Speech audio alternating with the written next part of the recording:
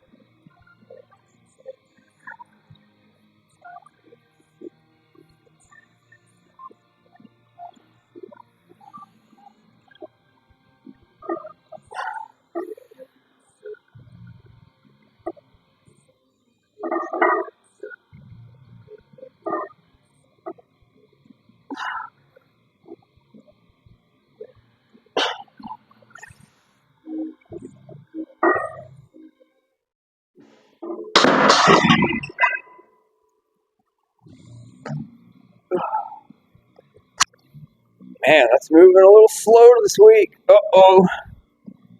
Gonna be a week to fight, but that's okay. Kind of goes with the theme.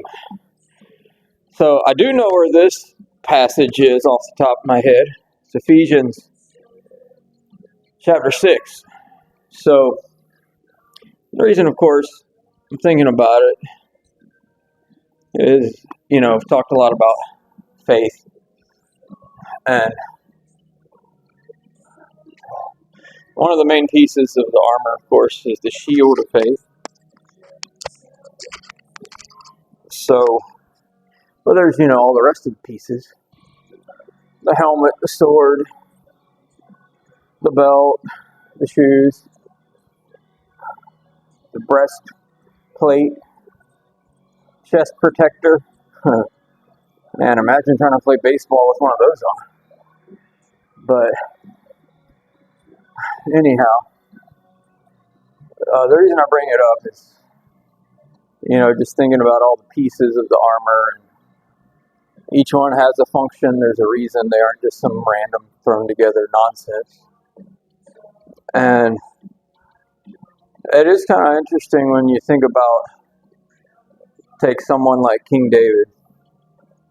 I've mentioned him before too, but he was a guy that could be a peaceful, to like use a modern term, a singer-songwriter, and then to use another modern term, he could just as easily go out there and be an alpha male killer, It depended on the situation. And that's sort of like when you look at the armor, you've got all these pieces that are there for different things, like the footwear. I'm gonna start with the feet because we know our foundation is important from metaphorically and literally.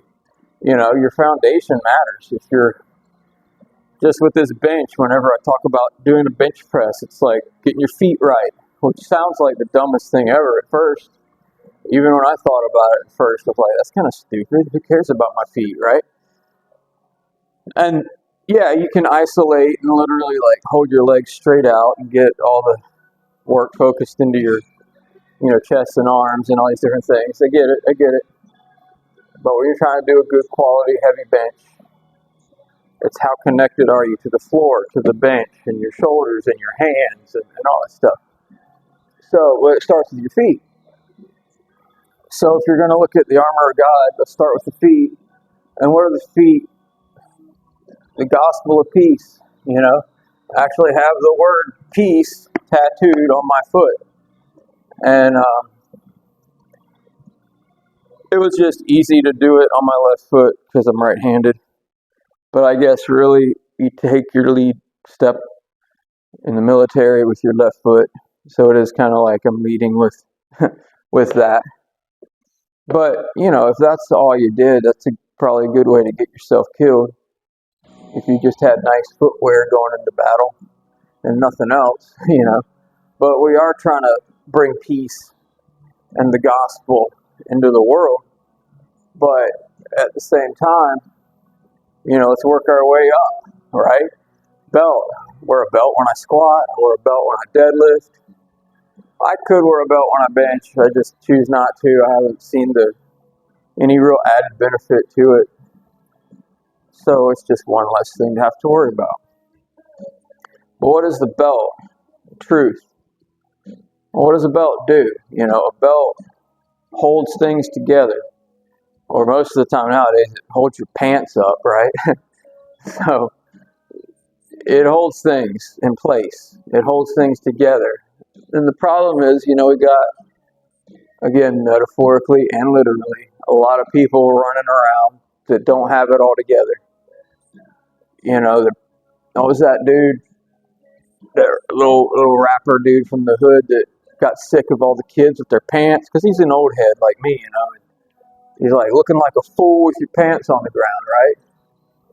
So, because they don't have anything to hold their life together or their pants. So, don't discount the importance of having something that holds everything together, having that foundation that you can come back to, having that thing of course, as Christians, it's God's word. That's the truth because Jesus is the truth. So, let's do another set and then keep on going, man. We're on a roll today. Even if the bench isn't good, at least we know God's word's going to be good.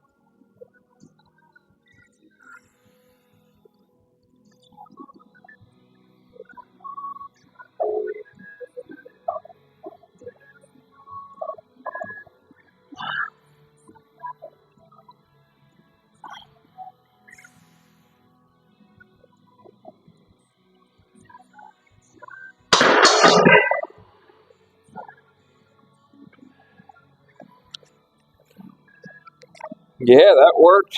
Yeah, that worked. So that was good. Oh, actually felt easier than the first set, which, okay, we'll take it. We'll take it. All right, so let's keep on going through these things because, obviously, keep on moving. I don't know where you want to go next. Maybe that breastplate of righteousness. That's an interesting word, righteousness. Righteousness. That seems to not be that big of a deal to people anymore. We're talking with my older daughter's boyfriend, and they go to one of those, or he goes to one of those old school. I'm not a real fan of these kind of churches, the red brick, white steeple type, because of what they're dealing with now. They've got some problems because their bylaws say something that doesn't exactly reflect the congregation as a whole. And so they're having to figure out, do we need to change our bylaws? And that's probably not the right question to ask, is it? The real question to ask is, are we being biblical? Like the bylaws. And that brought me up to another word that they keep throwing around, because I dealt with this word one time. The director of this and the director of that. Don't really find that word in the Bible, though. When you talk about, the different spiritual gifts and things, in several places in the New Testament, we're given these lists. Apostles, prophets, or teachers, evangelists, directors. See, it just doesn't fit. It has nothing to do with it. So again, be biblical. Use biblical words. Do the biblical things. I don't want to hear about your bylaws and how many directors of ministries you've got. But anyway, I digress. But it is just American version of Christianity stands in a very stark contrast to biblical Christianity. And then they wonder why people don't go to their churches anymore. Can't say I blame some of those people.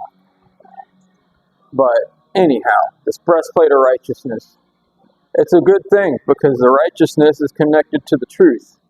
Again, this belt that holds everything together. Because if you believe the truth, you should act in righteousness. And in fact, how you act really does verify that you actually believe what you say you believe. So, and then of course, the crown, the helmet of salvation, the topper of it all. Because without salvation, the rest of it doesn't matter. Because you can have some of these things, or a form of some of these things, but without actually being saved, it doesn't do you any good. People do the right thing. People believe some truth. People try to be peaceful. But without being saved, it's counterfeit. Authentic truth, authentic peace, and authentic righteousness can only be topped off with true salvation. So it's important that we, are saved, that we actually know Jesus, so that we're doing the right things also for the right reasons. So the truth that we say we believe is grounded in a reality of Christ. So that this peace that we have isn't the fragile worldly peace where at any moment someone could drop a bomb somewhere and now we got another war going on. This is a kind of peace that can give you peace even when you are in the middle of a war. So now let's get to what we got on our arms, all right? Let's do our third set here. Make sure everything's tight. Because, it's a struggle today. 250. It's a struggle, man. Getting a little wonky. Because we still got 2 pieces of armor to go. And they're very important pieces of armor. And they're there for a reason, just like all of them. Paul didn't make up stuff. As much as, he's been under attack for the last 100 years. I love how, I said this before too probably, I love how the farther away we get from stuff, we want to act like we just discovered some unknown detail. Oh yeah, like no one knew this for 2,000 years except me, I figured it out. Paul wasn't really this great guy. Like, right, dude. I think you just don't want to obey God's word, is what it really comes down to. But I digress.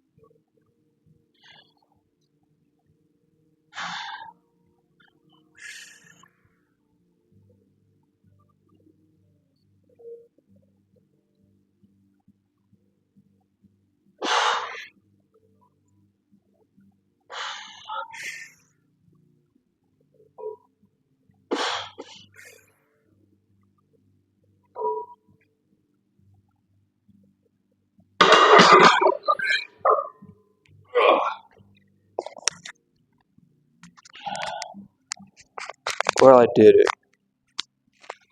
Uh-oh. It's dying. That's 250 for 2 weeks in a row, so that's pretty good. I think my battery's telling me some bad things. So I'll finish up with the last two things. The shield of faith. Talked a lot about faith, right? So I'll say some more things about it. Shield of faith, it's the protection. It's the thing that God gives us so that, well, we're protected